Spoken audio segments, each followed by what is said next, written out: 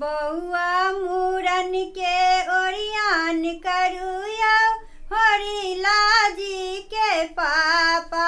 बउआ मूरन के ओरियान करुया हरिला जी के पापा। मूरन के दिन देखू आब गेलैया हरिला जी के पापा।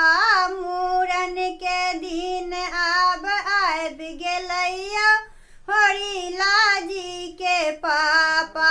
बउआ मूरन के ओरियान करुया हरिला जी के पापा। कही त आहे धनी है सासू बजा देब। कही त आहे धनी है सासू बजा देब। चुप रहू चाप रहू कम बाजुया हरिला जी के पापा। चुप रहू चाप रहू कम बाजुया हरिला जी के पापा। बउआ मूरन के ओरियान करुया हरिला जी के पापा। बउआ मूरन के ओरियान करुया हरिला जी के पापा। मूरन के दिन देखू आब गेलैया हरिला जी के पापा।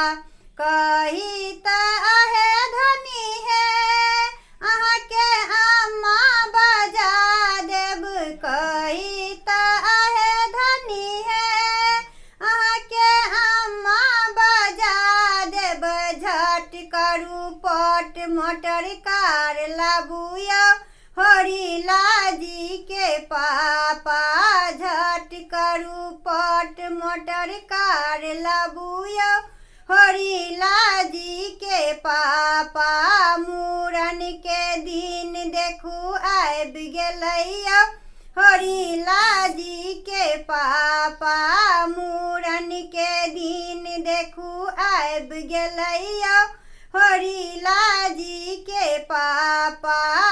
बउआ मूरन के ओरियान करुया हरिला जी के पापा। कही त आहे धनी है ननदी मंगा देब। कही त आहे धनी है ननदी मंगा देब। चुप रहू चाप रहू कम बाजुया हरिला जी के पापा। चुप रहू चाप रहू कम बाजुया हरिला जी के पापा। बउआ मूरन के ओरियान करुया हरिला जी के पापा। बउआ मूरन के ओरियान करुया हरिला जी के पापा। मूरन के दिन देखू आब गेलैया हरिला जी के पापा।